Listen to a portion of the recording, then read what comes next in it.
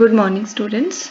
In the previous video, we discussed functions in Python, and as you might know, I had given you an assignment to make some programs in Python using functions. So today we will solve those examples, those assignment questions on Python shell. First program that I gave you to solve was write a function in Python to calculate power of a number. So I gave you the definition, the definition to be used as def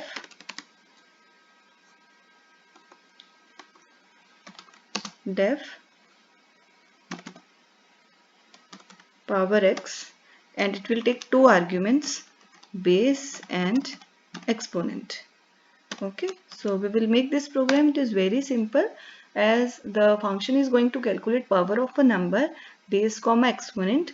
There will be two methods to make this program. As you know, in Python we have a arithmetical expression, arithmetical operator to calculate exponent of a number.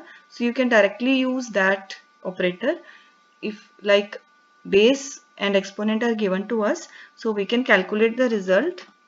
Result is equal to base power exponent. Very simple. So whatever is the base, we will make it raised to power of the exponent using the operator of the Python given already, and we will return this result.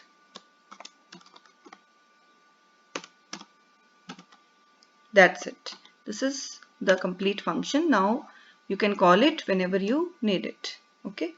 Now one more thing you should make clear now, that in the previous video I also told you that there are two sections in a Python program.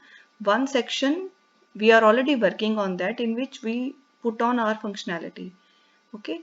In 12th class we have learned that we can make our own functions also. So we are making here def. So where is that part that we were making in 11th class? Okay, one thing is that you make it like this only. हम यहीं से इसको call कर देते हैं. So we can call like P is equal to, because it is going to result, it is going to give us some return something. So we have to make it equalized with a variable so that result can come here. Power of, we can give any two variables here and two values here, or we can put, we can take it from the user also. So abhi we have taken it by around, हमने constants ले लिए हैं 3,4. Okay. So one thing is that as soon as we come out of the indentation of the def, we come out to the level of the indentation of def, we are in the previous part, we are in the calling function, and this was the called function, and here we are calling this, so this is the calling function. So this implies it. Otherwise we can make one more function here. For example, I can make a main here, def main. Okay, means I am having two functions.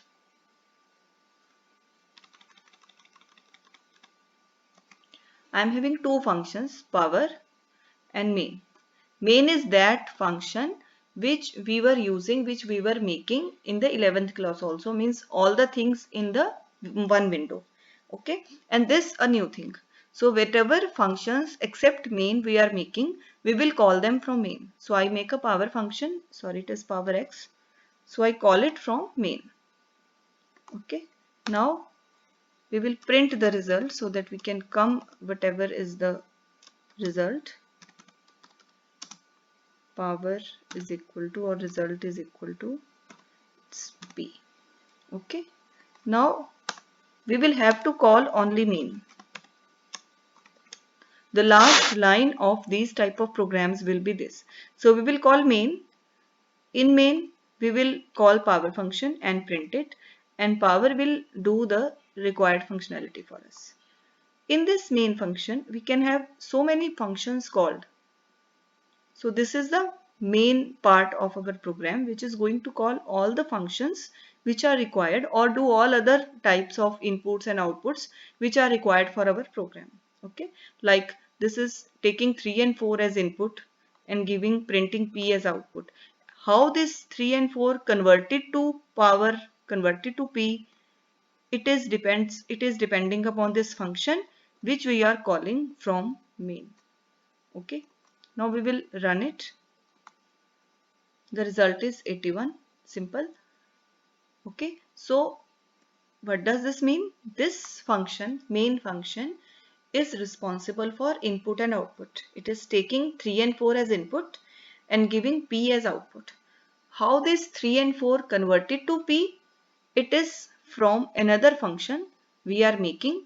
So this is the function, power x is that function on which our chapter is based, making your own function so that you achieve some result. Okay. Another thing is we can replace this by a more good functionality, better functionality using a loop. So instead of using directly an operator and finding out the power, we can have for loop. For I in range, okay, from where to where? Range exponent. जो value exponent की है उतनी बार obviously हमारी loop चलेगी. We will have to take another variable here. Suppose PR equals to 1, par equals to 1. And this is the variable where our result will be stored. PR equal to PR into base. So जो value exponent की है उतनी बार हम base को उसके अपने आप से मल्टीप्लाई करवाते रहेंगे and we will get the result. Okay. So we will get the result in PR. We will return it and we will find out the power. Now what is the result? It will be same. Okay, so there are two methods to calculate power of a function. One is using the arithmetic operator directly and one is using for loop. You can have a program, you can have a question like you have to calculate the power using loop, or you have to calculate power of a function, power of a number using for loop. So you will have to use this. Okay, and you must be clear about two functions, making two functions in a program. One for making input and output, another for making the function, for making the output, from converting the input to output. This is the total logic, and this is only input and output. And finally you have to call only main. Okay, clear? Okay, now we will make another program finding out whether a number is positive or negative. It was rather simple, so let us go for it. Def, suppose I make positive, negative, pos neg, and I have a number num, single number. I want to find out whether it is a positive number or negative number. Simple, if num is greater than 0, so I will simply print number is positive,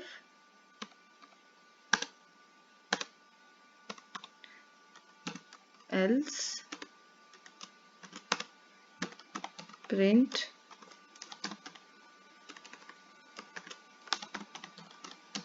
number is negative, and that's it. The function is complete. Now I will define my main function. This you can make without main also, directly call this posnag function, but this type of making sectioning of our program is more clear, that we have made a function, we have made a main from where we can call any number of functions. So I will call the function that I have made. Suppose I take input from the user, a is equal to int input, enter a number, okay, and then I will send this number to the function. There is nothing returned, so no need to make that. Okay, now the main thing is, finally you will have to call only main. The main has input and output and calling the functions. Run, enter a number. Suppose I enter -3, it will give me number is negative.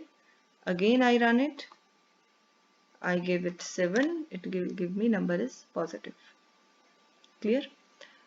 Now till now we have made so many functions. So look here, I can call all those functions from one main. So I take a number, find out whether it is positive or negative. I want to also find out whether it is even and odd. So I will call even odd and send this number there. I can have another function factorial and I can send this number there so that it finds out whether what is the factorial of that number. I can have another function prime which may be calculating whether this number is prime or not. So I will be having all these functions defined. I will be having all these functions defined in this area one by one. Okay. And I will be calling one by one all these functions and giving the result accordingly. Now they will be called in this order only. Pos neg पहले वो ये पता कर देगा positive है कि negative है, फिर साइमल्टेनियसली नेक्स्ट टाइम प्रिंट कर देगा इवन है कि ऑड है, नेक्स्ट लाइन में वो फैक्टोरियल बता देगा, नेक्स्ट लाइन में वो प्राइम नंबर बता देगा. I may not require this, I must have some choice what I want to. So I can give a choice to user here. Print choice 1, enter your choice. I will give him choice 1. You want to print positive or negative, then I give him choice 2. For even and odd, then I will give him choice 3. Okay, printing all these choices for the user and then taking the input. Suppose choice is equal to int input, enter your choice. User will give his choice 1 2 3, first number, 2 number, 3 number, 4 number, which type of functionality he wants. Like in case of ATM, you go to ATM, all the choices are on the screen and you put in one choice and accordingly that choice, according to your choice, the answer is given to you, the output is given to you.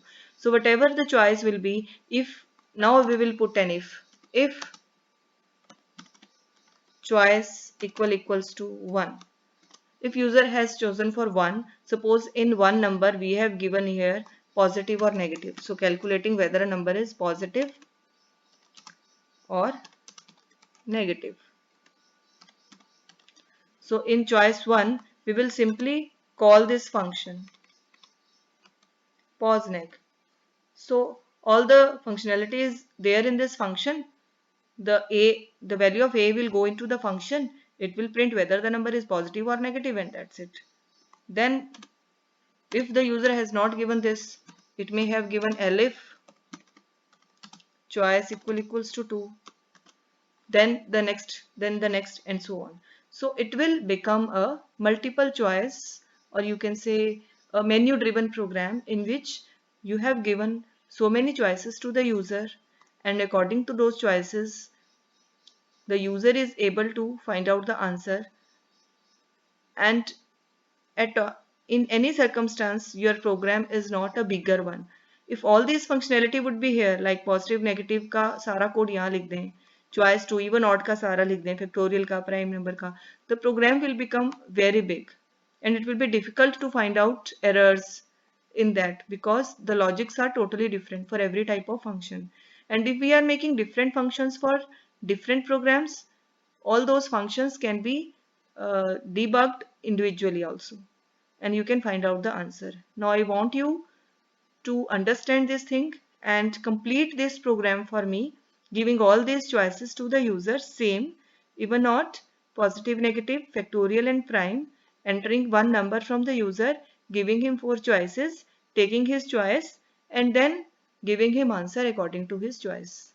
Okay, you make this program and send me the pic of that program to me, and next time I will make this program for you in the same compiler. Thank you.